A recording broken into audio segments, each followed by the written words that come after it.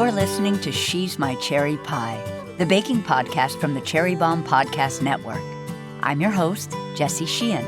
I'm a baker, recipe developer, and author of 3 baking books, including my latest, Snackable Bakes. Each Saturday, I'm hanging out with the sweetest bakers around and taking a deep dive into their signature bakes. Today's guest is Arlyn Osborne. Arlyn is a freelance food writer, recipe developer, and content creator. She's about to release her debut book, Sugarcane, Sweet Recipes for My Half-Filipino Kitchen, which is filled with gorgeous photography and delicious recipes featuring Filipino flavors with Western techniques. Arlyn joins me to talk about her culinary journey, from working in places such as Food Network and Food and Wine, to writing for publications including The Washington Post and Bon Appétit. And then we dive into her recipe for Ube Cheese Pandesal, her take on the traditional Filipino bakery staple. And all I can say is, wow, peeps, you've got to make this bread at home. Stay tuned for our chat. Thank you to Plugra Premium European-style butter for supporting today's show. As some of you know, I've been a big fan of Plugra for some time now, and was introduced to it at my very first bakery job when I was just a newbie baker. Fast forward to today, I'm a professional baker, cookbook author, and recipe developer, and I continue to rely on Plugra for all my baking needs. My fridge is always stocked with Plugra sticks and solids. I especially love that Plugra contains 82% butter fat. The higher butter fat content means less moisture and more fat, and as bakers know, fat equals flavor. Plugra butter is also slow churned, making it more pliable and easy to work with. I do a lot of baking this time of year for work and for myself and my family. Comfy bakes like my pistachio chocolate anytime buns and cinnamon sugar buttermilk donut holes. And I always reach for Plugra unsalted butter. I've also been making a lot of yeasted breads lately, and I love the buttery flavor Plugra adds to my dough. Plugra Premium European-style butter is the perfect choice from professional kitchens to your home kitchen. Ask for Plugra at your favorite grocery store or visit Plugra.com for a store locator and recipes. Let's check in with today's guest. Arlyn! So excited to have you on She's My Cherry Pie and to talk Ube Cheese Pandesal with you and so much more. Thank you, Jessie. I'm so excited to be here. Yay! So you grew up with your mom and dad. Your dad was British, your mom was Filipino, and you have described your childhood home as not only devoid of home cooking, not a lot of home cooking, but also not exactly a home that was overflowing with love. And I know you ended up finding a connection between both love and cooking, but how did that connection even happen for you in light of the environment you grew up in? So cooking, I don't come from a long line of cooks. I didn't spend loads of time in the kitchen with my mom or my grandma.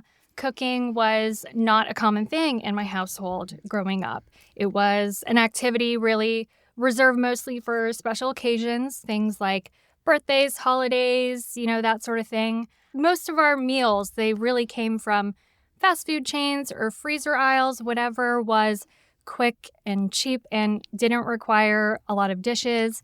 And I'm a millennial. I grew up in the 90s in the Y2K era, so that was when cable was the hot thing and Food Network was in their heyday. So every time you turned on their channel, there was someone on the screen showing you how easy it was to make XYZ. And I was like, I can do that. It was so educational. I feel like everything in food entertainment these days is all game shows. But back then, if you wanted to learn how to cook, you were watching Food Network, and I really wanted to learn how to cook. I mean, that said, cuts of steak and chicken and even fresh produce was just not part of the household budget. But things like flour, sugar, eggs were really inexpensive, and so that is how and why I went the baking route. Also, I already have a sweet tooth, so that was perfect anyways. And like you said, too, I mean, my childhood was, this is another piece of the whole picture. My childhood was, there were some problems. It was dysfunctional. I mean, and I think that like it is for a lot of kids who grow up in that sort of environment, there were a lot of things that were out of my control. And cooking was a way for me to channel some sense of control. It kind of just helped me block out whatever external distractions they were, whatever chaos was going on at the time, and really gave me that sort of mental space to process things. And I think everybody has their own unique way of doing that. Maybe it's running or gardening or painting or journaling, just to kind of get into that meditative state, you know? It also sounds like, I wonder if it was like not only love for others, but a little self-love too, to give you, like baking could make you feel good in that like way. Self-care. Yeah, I mean, totally, you know, totally. when you cook for someone, you don't cook for someone you hate. Right. You know, you're cooking for someone because it says, like, I'm taking care of you. Yeah. So. Was the decision to go to culinary school, was that one that you worried over or thought, or was that just like you knew that you were going to go to culinary school? No, I had no idea that I would go to culinary school. I didn't even know there was this whole food media industry out there. I mean, when I graduated college, I got a job immediately in corporate sales. I knew that I wasn't going to like it even before I started, but that really just felt normal to me. You know, like how many people really love what they do. It's work, you know, it just feels like that's part of life. So a couple years in, BuzzFeed was blowing up. BuzzFeed Tasty, that was like the thing. And Snapchat was blowing up. And that was kind of the first time I'd really seen there was this world out there. And I applied for an internship at BuzzFeed Tasty. I didn't get it, but it put me on this quest to try to find what that was. So eventually I started hosting videos and developing recipes for this food media startup company called Spoon University. I know Spoon University. Yeah, I was just doing it from home. I still had my day job. Eventually they had secured a partnership with Food Network through Snapchat. So my videos would start playing on the Snapchat page with the Food Network logo. And that is when that world, it was more visible, more tangible. I felt like it was a possibility. And is that when you decided to go to culinary school? So I was like, I'm going to do it. It's out there, you know? So I told my boyfriend at the time, I was like, hey, I'm going to move to New York. So if this relationship is real, you know, maybe Where come were you with living? me. We were in Raleigh. Mm-hmm. And we dated in college. So I was like, maybe let's like try to live a big life. Who knows? Like, let's move to New York. So we moved, and he's my husband now. And as soon as I got to New York, I went to culinary school. You know, I know that after culinary school, you worked for brands like Food Network, and you hosted a lot of Food Network kitchen videos, which I loved watching them, Arlyn. You're so good on camera. You worked for Delish and Serious Eats, Food 52, Washington Post. This is all over the years. But did you know when you left culinary school that you were going to want a career in food media as opposed to a career in restaurants or bakeries? Definitely. I mean, that's what I grew up watching. I knew I just kind of wanted to work in production and that sort of part of the food industry. But at the same time, I really didn't know what was out there. You know, when I moved here, I was really just naive. I'm from a small town, so I didn't know what was possible. But I knew that I definitely wanted to be in food media. Now, when you do work, if you're writing for a media site, etc., you develop recipes that are both sweet and savory. I've seen both online. But I think you consider yourself a baker. Can you describe your baking style or your dessert style? Yeah, so I have a lot of experience. I went to culinary school for just the standards. So I was covering both your traditional, which just savory cooking, and we had a baking section or a pastry section as well. But you kind of go into it, especially when you're starting out. I don't think you're making a lot of decisions for yourself. You're kind of like, this is the editorial request. When I went freelance after Food Network, that was also it too. I just kind of wanted to get my name out there, start getting bylines, and yeah, I was willing to do whatever. And I feel comfortable doing both, but I do consider myself a baker. I love that process of how it is so meticulous. And I know that that frustrates a lot of people. People are like, oh, baking is so complicated. You can't just turn on the tunes and pour yourself a glass of wine and be just throwing flour around. I like that it's a little more rigid, you know, that there are these parameters you have to follow, the way you have to cream butter and sugar together until you know that it's really pale and fluffy. And I've always been into that. But my baking style, I think, is something that you sort of figure out along the way as you are in this industry over time. So I really like to just kind of have classics as my foundation, but then bringing my own self into it, kind of making it fun. Of course, I love really tropical flavors. I just am obsessed with coconut, and you'll see a lot of that in my cookbooks. So, I mean, sorry to anybody who does not like coconuts in like every recipe. I love coconut so much, so you're Yeah. speaking my love language. That's a great segue into your new book, which you brought me a copy of. I'm so Yes. excited, and I was lucky enough to blurb. Yes, thank you so You're much. so welcome. The book is called Sugarcane, Sweet Recipes from My Half-Filipino Kitchen. Can you tell us about how your book deal came to be? Like, was it the kind of thing where you were at home working away on a proposal? Did someone approach you? How did it happen? Right. So writing a cookbook has been one of my goals for a while now. And I think when you are on your own, being a recipe developer, that's probably one of the goals that you have in mind.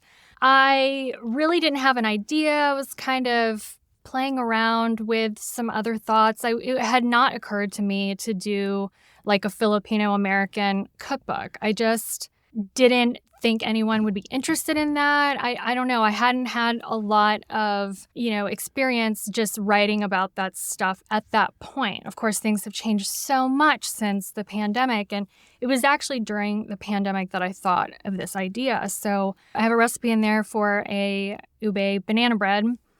And this was during the time when everybody in the pandemic was making banana bread. Remember that? Yes. So I was at my mom's house, and this is in the southern Outer Banks of North Carolina. She still lives there.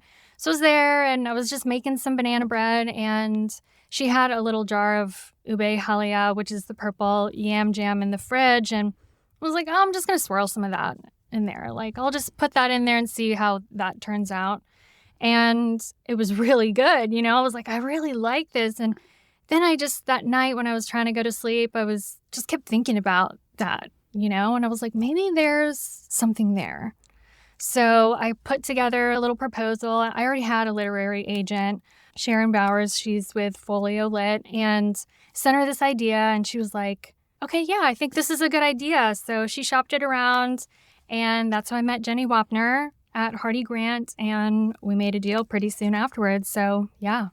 In the book are 80 recipes for sweets and desserts with these extraordinary flavor combos, drawing on your Filipino heritage, coupled with years of professional recipe development. And it's kind of a combination of these classic Filipino flavors with these more Western techniques. Talk to us about that. Yes, so it does have a lot of Filipino ingredients and actual dishes, but a lot of Western influences. That for me is very intentional.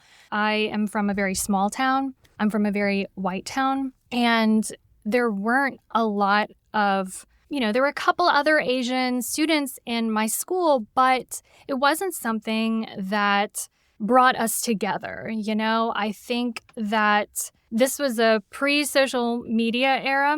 So there was not this big, vast platform of connectivity and visibility like there is now. So I think at that time, we just really didn't want to draw attention to that side of ourselves because nothing positive ever really came from being different. And I mean, that's a very limiting mindset, but I think that finding yourself, knowing yourself, that takes time. And that is just a benefit of age. The older you get, you've spent more years with yourself. You kind of see more of the world. You have a better idea of what your identity is. And I think that's like the most important part of a person's life is knowing your identity. And also you want your identity to be seen by others because it doesn't feel good when nobody understands you and nobody gets you and you're misunderstood all the time. And for me, food was a really big avenue to kind of figure that out. So I'm half Filipino. And for me, one of the biggest challenges of being mixed race is kind of always living in that middle ground. You're in this place where you have to interpret and just know that you're always going to not be fully one thing and not the other. And knowing that you have two sides of yourself, you're just in the middle perpetually. There's no fully diving into one or the other. And it's hard to feel like, am I choosing the right one? Am I representing that side in the best way? Am I insulting anybody in the culture? And because you don't want to do that, but it is a challenge. And so Sugarcane is a really great way for me to bring some attention to that perspective. It's not traditional, but I'm not the person to write that book. We'll be right back. Today's episode is presented by California prunes, the best kind of prunes out there. I'm a big fan of California prunes for two reasons. They're a great addition to your pantry when it comes to smart snacking and baking. California prunes are good for your gut, your heart, and even your bones. They contain dietary fiber and other nutrients to support good gut health and vitamin K, copper, and antioxidants to support healthy bones. I've started making myself a daily smoothie, which is a great vehicle for incorporating healthy foods into your diet. One of my favorite combinations right now is blueberries and kale with some prunes added for natural sweetness and depth of flavor. When it comes to baking, you can use California prune puree to replace some of the sugar, eggs, or fat in a recipe. It's super easy to whip up. Just blend prunes and water together, and voila! You can also add California prunes to any treat that calls for dried fruit, like bread, scones, cakes, and cookies. Prunes pair well with ingredients like chocolate, caramel, honey, coffee, even chilies. They also add sweetness and depth to savory recipes like chicken marbella, sauces, or stews.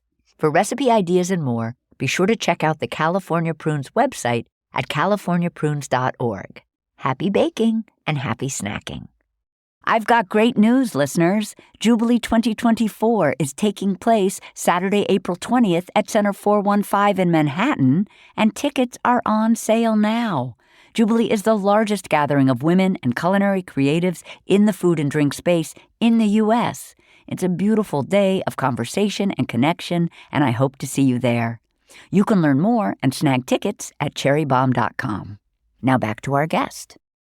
So now I want to talk about pandesals, and you've described them as Philippines' most beloved crumb-dusted bread roll, and you've said they're as ubiquitous, I love this, as bagels in New York, baguettes in France. It's iconic, a national treasure. Pandesal were usually bought in a bakery. People are not like making their pandesal at home generally, which is so interesting.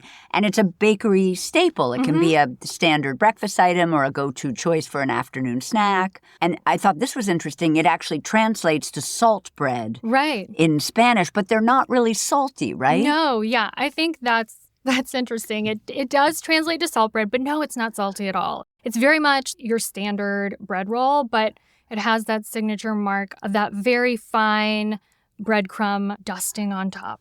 It's an ideal canvas for spreading. So you have peanut butter, you have sweetened condensed milk.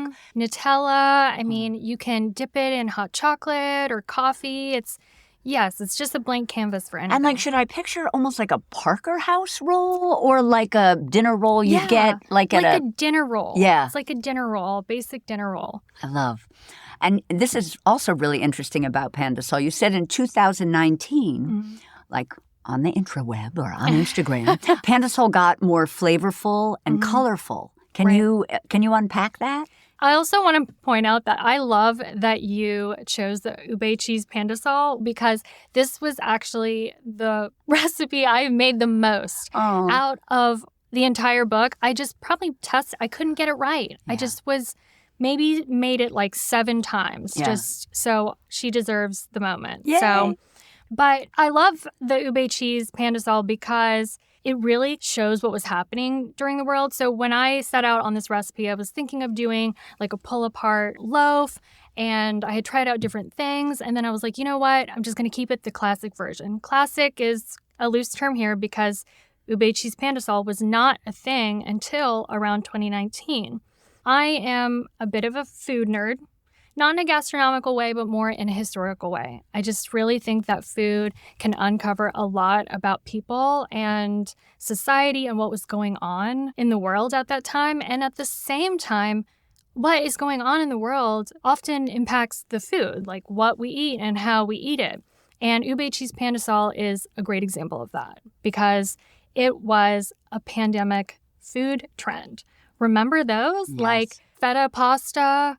What was another one? There was like pancake cereal. I made it for yeah, TikTok. Right? Yep. Yes, the TikTok thing. Yep. There was just so much That hot chocolate. sushi bake. Or that, sushi bake. Remember it was like a coffee that you whipped called like Dalgona. Dalgona. Yes, I made that for the TikTok. Korean coffee. Yep. Yeah, so there was all of those viral trends, and Ube Cheese Pandesal was just something that happened during the pandemic.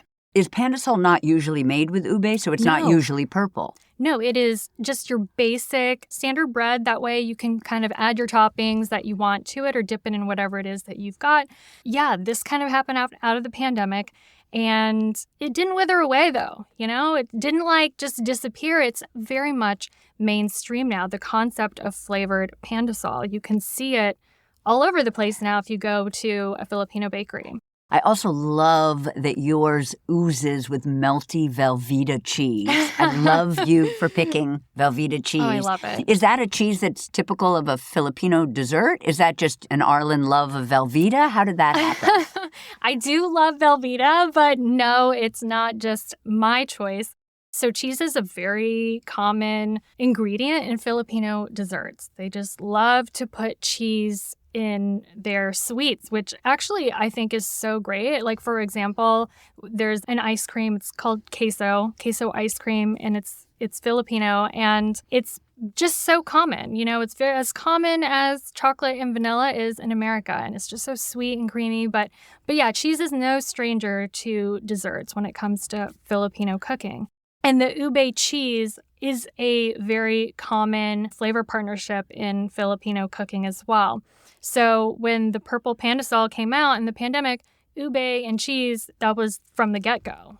You really want a cheese that's melty, that's really melty. You can't get all of the cheeses that are available in the Philippines, but Velveeta is one that is very melty and will give you that kind of ooey gooey center. So that's why I went Velveeta. I love that. And then also yours also has the ube halea, the purple ube jam, which I love. There's a saltiness, it balances the sweet. There's that vanilla flavor of the ube, which is the Philippines' most beloved tuber. Yes. And then I love that rather than these breadcrumbs, which are traditional, you have graham cracker crumbs over the top. I thought that was great. All right, so we're going to talk about Ube Cheese Pandesal. So first things first, we're going to make the dough. So in a small saucepan, and I wonder, do you have a favorite type? Or are we just talking about like a metal pot from Restaurant Supply? Yeah, just like your typical something stainless steel, or I have a copper little one that I like. Perfect. So in a small saucepan, we're going to melt unsalted butter over low heat, and then we're going to whisk in some whole milk. Once the butter melts, we whisk in the whole milk. I really like a whisk that's small and one that's slim so it can get into those corners. Yep. Yeah.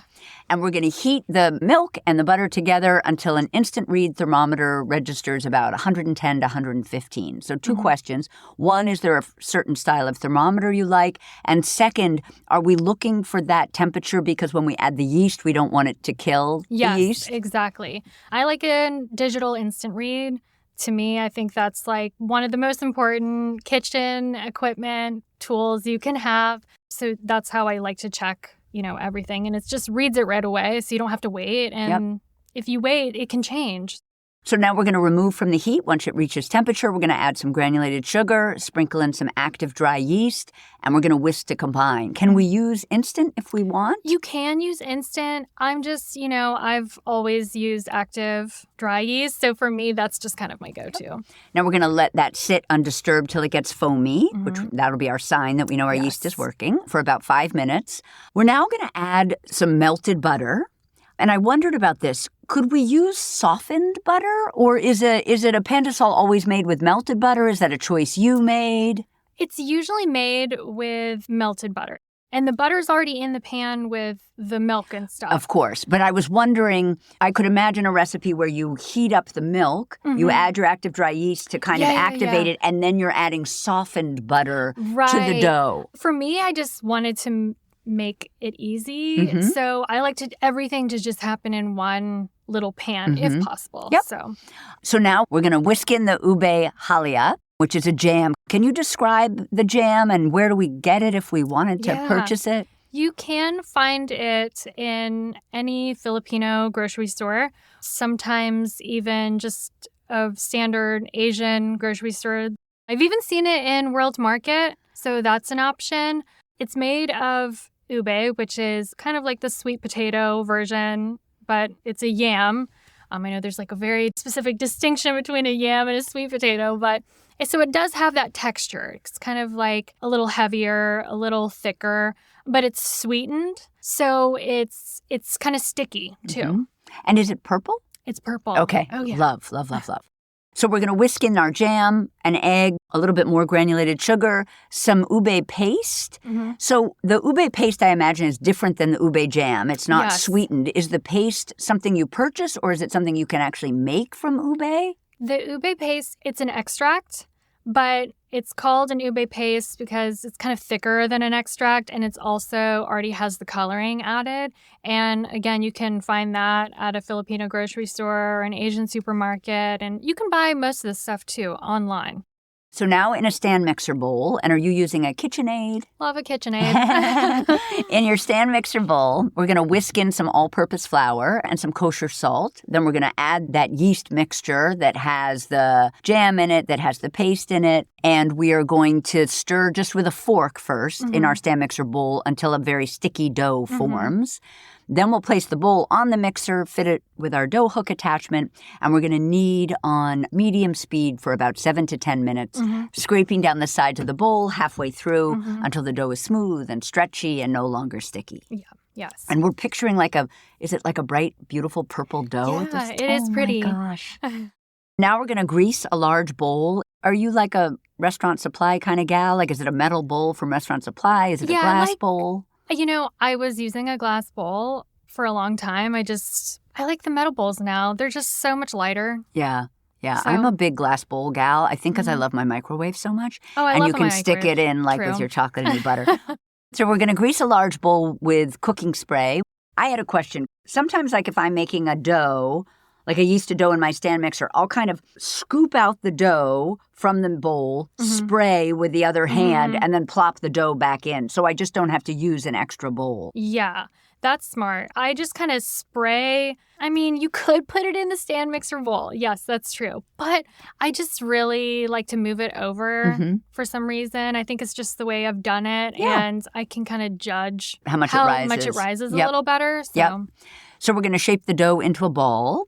Place that ball in our bowl and flip the ball over so it's greased on all sides. We're going to cover tightly with plastic wrap.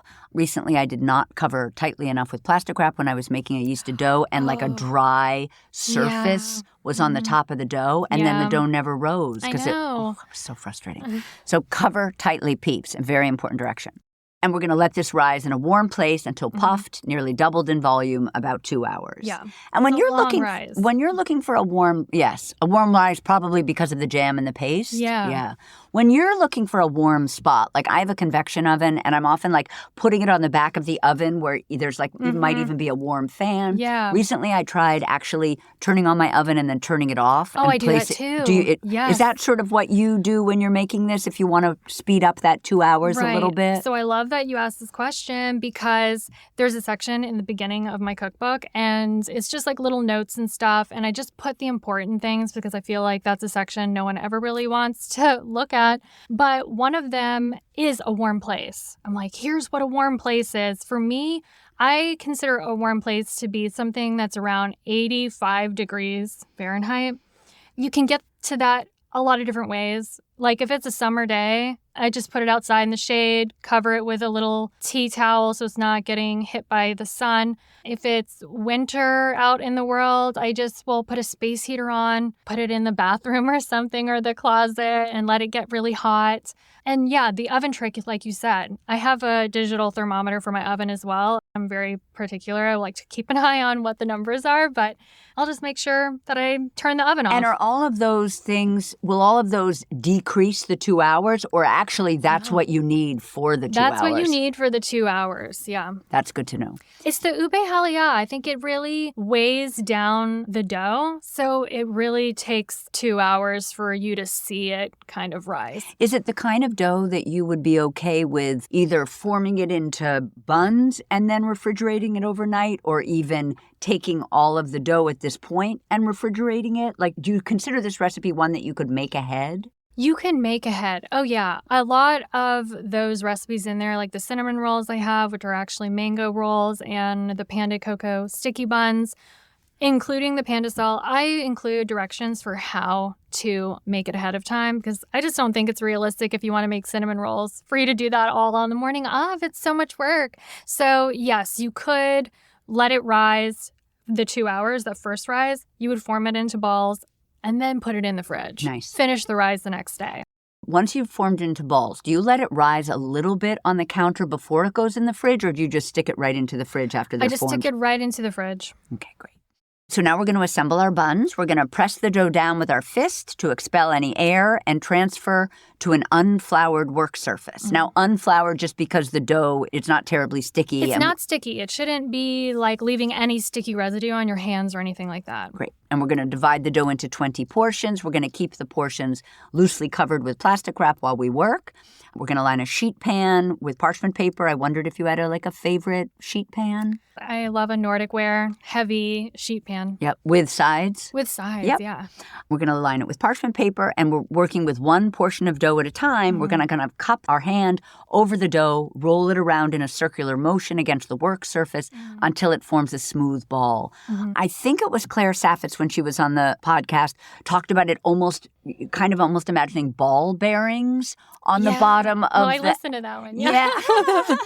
I thought that was such a smart way to think about it. It is. That's a great way to explain that. Yeah, because it's a trick that once you're doing it, it sort of makes sense, but it's not easy to describe. Yeah, it's not hard to picture, too. Yeah. So now using your hand, you're going to flatten the ball. This is an interesting stage, but we're going to flatten the ball into like a 2.5-inch round. And then we're going to add 2 teaspoons of the cold ube halia. Why cold? Cold because you can maneuver it a little bit easier. If it's so warm, it just kind of slides around. It's a mess. Is it the kind of product you keep in the refrigerator anyway? Oh, yeah. You keep it in the fridge. And now we've used it twice in the recipe, right? Once in the dough and now once in the filling. And one more question. This is interesting. The halia is something that when you're at your grandmother's house, it might be on the table as one of the dips. Oh, yeah. Yeah, absolutely. so I love that you're now incorporating it into the bun itself through the baking process. So we add the cold ube halia to the center of the dough. We press 1-inch piece of a Velveeta cheese. Are we kind of pressing it on top of the halia? Yeah, we're pressing it onto the halia, and also the cheese should be in like a little coin. Yep, literally a round Literally coin. a round coin, and that just was something I figured out during the testing process. I started with just a cube. Yeah. But it was not spreading out enough to where you could get a bite. Every bite had a little piece of cheese. So if you flatten it out, you just cover more surface area. So is it just out of curiosity? So we take our Velveeta block, we cut it into small cubes, and then we kind of manipulate the cube into a coin shape? Yes. I mean, that's why Velveeta is brilliant, right? It's so great. It's so easy. You can manipulate it. Love it. Love, love, love. Now we're going to bring up the edges of the dough and sort of seal in the halia and the Velveeta and pinch it to seal.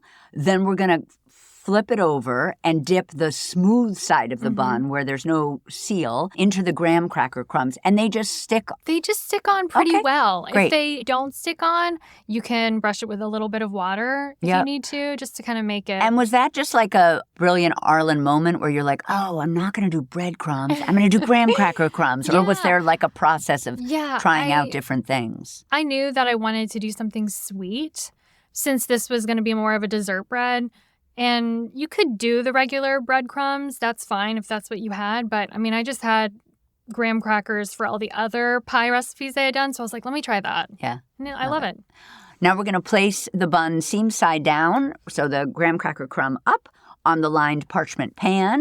We're going to arrange the buns in 5 rows of 4, spacing them about 1 inch apart. We're going to cover loosely with plastic wrap and let rise in a warm place until puffed and expanded in size about 50% for about an hour. The buns will be touching, but the gaps between them should be almost closed when they're ready to go. Yes, when they're ready to go. Yes. Now we're going to preheat the oven to 350, and we're going to bake until the puffed buns are touching and an instant thermometer inserted into the side of one that's in the center of the pan. Explain that to us. So you always want to test a bun in the center because the edges are going to cook first. So the buns around the edges, and same with a cake. The edges, they're going to cook first. They're going to get brown. That's why they brown.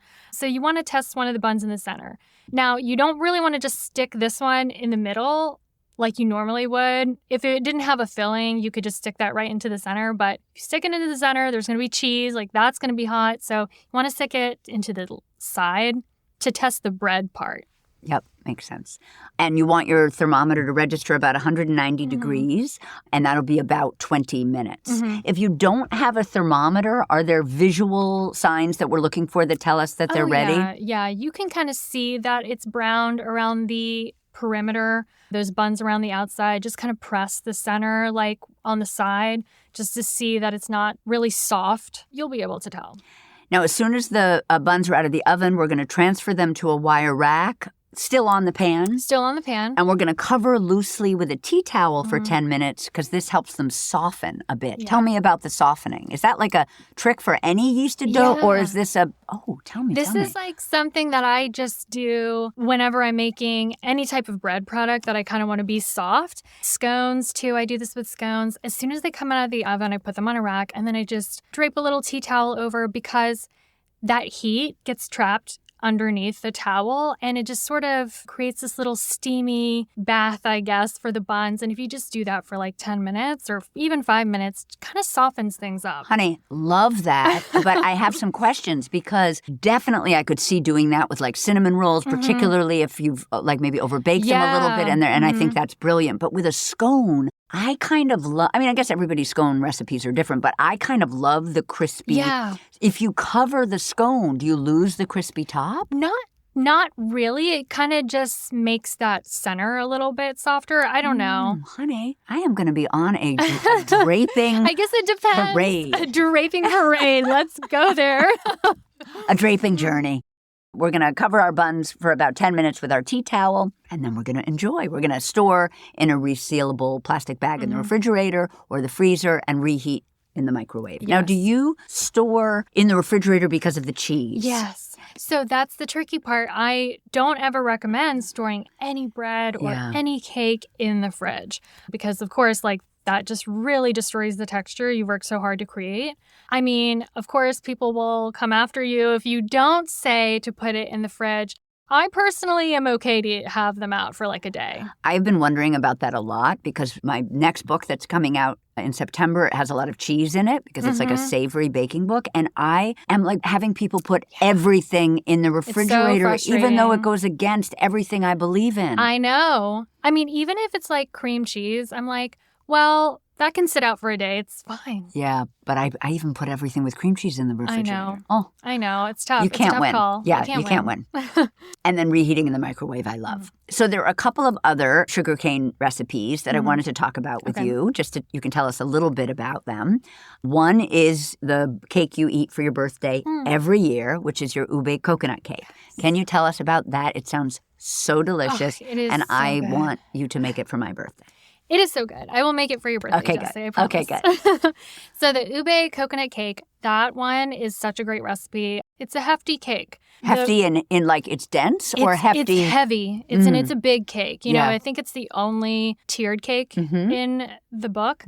So it is kind of made for your celebration, birthday events, things like that. So of all the cakes in the Philippines, the ube cake, that's the one, you know, that's like the cake. It's got the crown. And interestingly enough, I'm from the American South. That's where I grew up. Coconut cake is like a really big thing. So good. So I immediately knew that I wanted to kind of merge these together. I didn't want to do a traditional ube cake, which is actually made with like a chiffon or a sponge cake. So it's really light.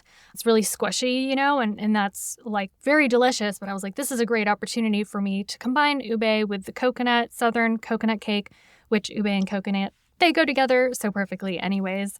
So the coconut cake that I wanted to recreate here is a southern coconut cake that's known as the 3-day cake. I think that's kind of the name. The frosting is just sour cream, shredded coconut, and sugar. That's like it. Wow. And you add so much shredded coconut to the sour cream sugar mixture, like pounds of it, enough to create something, the texture that holds. Now, this is the interesting part too, because this is just something a lot of people probably don't want to do. And I just said I don't put a cake in the fridge, but this is one of those cakes that you put in the fridge. So you cover your layers of the cake. And my ube cake is just kind of like your traditional cake texture. It's not the chiffon. It has buttermilk in it, so it's really tender and soft and flavorful. Purple, of course. Yep. So you slather it with this sour cream frosting, the coconut frosting, and you cover the whole thing in the frosting. Then you cover the whole thing in plastic wrap. Mm-hmm. So you're really kind of just keeping everything nice and tight. Mm-hmm. You let that marinate in the fridge for 3 days. I only do 1 day because I don't really think you need the full 3 days. And it just does something to the cake. Like all that extra sour cream juice just kind of gets into the cake. It makes it really moist and it allows the frosting to stiffen up a little bit. Mm-hmm. I mean, it is so good. It sounds incredible. I have a question. Forgive me for not understanding, but is the 3-day cake a Southern thing? It's a Southern thing. Yeah. The 3-day coconut cake is a Southern thing. How have I never heard of a 3-day coconut cake? Yeah. And they're always made with a sour cream frosting? It's usually a sour cream. I think there's some different variations. Like Yeah. some people use Cool Whip Yeah. in it. I'm very particular about the shredded coconut. I like just the unsweetened kind so I can control the sugar. But I think a lot of people So would like you the do sweetened. sour cream, coconut, and sugar to sweeten and, it? and sugar to sweeten it. Ah. Unsweetened shredded coconut, sugar. But a sour cream. traditional might be just the sweetened coconut Yeah. and the sour cream, And the no sour sugar. Cream, no sugar. Yeah. Fascinating. Yeah. And 3-day Cool Whip in there coconut cake. something. Cool Whip is in there Yeah, somewhere, I I love think. I don't Cool know. Whip. Yeah. Tell us about mochi stuffed chocolate chip cookies. Oh my gosh. Yes. So I love mochi. Yep. Who love, doesn't? Yes. Yeah. I love chocolate chips. Chocolate chip cookies. I mean, who doesn't? So I knew that I kind of wanted to make a cookie that was really chewy. Plus, I am a very big chewy cookie person. I just have no room in my life for like a cakey cookie. I think a crispy cookie is fine, just depending on the vibe, but I just love a chewy cookie. And mochi is something that I grew up eating, and I just love that chewy texture. And there are a lot of Filipino foods that also have that chewy rice texture. So putting those together felt like I'm going to create the chewiest chocolate chip cookie there ever was. So Brilliant. I love that idea so much. Well, thank you so much for chatting with me Thank today, you. Arlyn. And I just want to say that you are my cherry pie. Thank you so much. That's it for today's show. Thank you to Plugra Premium European Style Butter and California Prunes for their support. Don't forget to subscribe to She's My Cherry Pie on Apple Podcasts, Spotify, or wherever you listen, and tell your baking buddies about us. She's My Cherry Pie is a production of the Cherry Bomb Podcast Network and is recorded at City Vogt Studio in Manhattan. Our producers are Kerry Diamond and Catherine Baker. Our associate producer is Jenna Sadu, and our editorial assistant is London Crenshaw. Thank you so much for listening to She's My Cherry Pie, and happy baking.